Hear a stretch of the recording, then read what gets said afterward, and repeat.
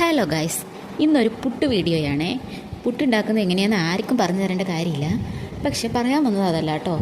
എനിക്ക് ഈ കല്യാണം കഴിയുന്നവരേക്ക് ആകെ ഉണ്ടാക്കാൻ അറിയാവുന്ന രണ്ട് സാധനങ്ങൾ, ഒന്ന് കട്ടൻ ചായയും രണ്ട് മാഗി നൂഡിൽസും ആയിരുന്നു കേട്ടോ. ഇത് രണ്ടും വളരെ മനോഹരമായിട്ട് തന്നെ ഞാൻ ഉണ്ടാക്കുമായിരുന്നു. വേറെ എന്ത് വെച്ചാലും ഈവൻ ചോറ് വെക്കാൻ പോലും എനിക്ക് അറിയത്തില്ലായിരുന്നു എന്നുള്ളത് സത്യം. അതിൽ നിന്ന് ഇപ്പോൾ ആവശ്യത്തിന് അത്ര നല്ല കുക്കാണെന്നൊന്നും അഭിപ്രായമില്ല, എന്നാലും വയറ് നിറയ്ക്കാനുള്ള വക ഉണ്ടാക്കാനുള്ള ഒരു ലെവലിലേക്ക് ഞാൻ എത്തിയിട്ടോ. അത് എങ്ങനെ എത്തിയെന്ന് എനിക്കറിയില്ല.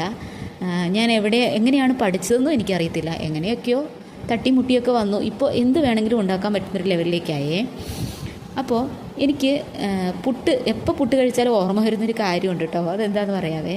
ഞാൻ ഈ കല്യാണത്തിന് മുമ്പ് ഹോസ്റ്റലിലായിരുന്ന സമയത്തെ ഒരിക്കൽ ബ്രേക്ക്ഫാസ്റ്റ് ഉണ്ടാക്കേണ്ടത് ഞാനും എൻ്റെ ഒരു ഫ്രണ്ടും കൂടിയിട്ടായിരുന്നേ, റൂംമേറ്റ്. അങ്ങനെ ഞങ്ങൾ പുട്ടുണ്ടാക്കാൻ വേണ്ടിയിട്ട് തലേ ദിവസം തന്നെ 1 കിലോ പുട്ടുപൊടിയൊക്കെ വാങ്ങി രാവിലെ എണീറ്റ് ഭയങ്കര റെഡിയായിട്ട് പുട്ടുണ്ടാക്കിയിട്ടാ. പുട്ട് നനയ്ക്കേണ്ടതിൻ്റെ പാകം എന്താണെന്ന് എനിക്കറിയില്ല. സത്യമായിട്ടും എനിക്കറിയത്തില്ലായിരുന്നു എന്നുള്ളതാണ് സത്യം. ഞങ്ങളൊരു വിധത്തിൽ കുറച്ച് വെള്ളമൊക്കെ എടുത്ത് നനച്ചു. പൊടി നനഞ്ഞിട്ടുണ്ട്. അങ്ങനെ നനച്ച്, അതും ഇതുപോലെയുള്ള കുറ്റിപ്പുട്ടൊന്നും അല്ലട്ടോ അന്ന് ഉണ്ടാക്കിയത്. വെറുതെ തട്ടിൽ വെച്ചിട്ട് ആവി കയറ്റി എടുക്കുക ചെയ്തത്. പൊടിപ്പുട്ടായിട്ട് ആവി കയറ്റി എടുക്കുക ചെയ്തത്. എന്നിട്ട് പോലും ഞങ്ങളുണ്ടാക്കിയ പുട്ടുപൊടിയും തലേദിവസം ഞങ്ങൾ മേടിച്ച പാക്കറ്റിലെ പുട്ടുപൊടിയും ഒരുപോലെ ഇരുന്നു. എത്രയോ സമയം, ഒരു അരമണിക്കൂറെങ്കിലും വെച്ചിട്ടുണ്ടെന്നാണ് എൻ്റെ ഒരു ഓർമ്മ ആവിയിൽ. എന്നിട്ട് കൂടി ആ പുട്ടുപൊടിയും നമ്മൾ തലേദിവസം വാങ്ങിയ കവറിലെ പുട്ടുപൊടിയും ഒരുപോലെ ഉണ്ടായിരുന്നു കേട്ടോ.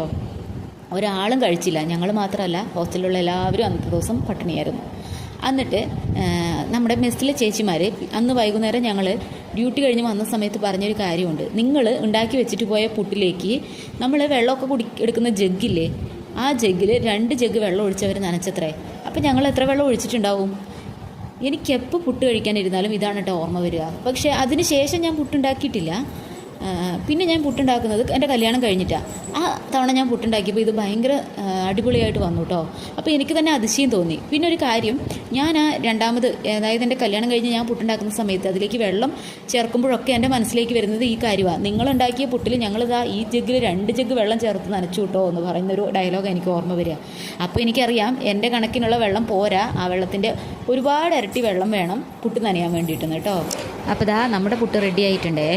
ഞാനിന്ന് പുട്ടിൻ്റെ ഒപ്പം പഴമാണ് കേട്ടോ കൂട്ടി കഴിച്ചത്.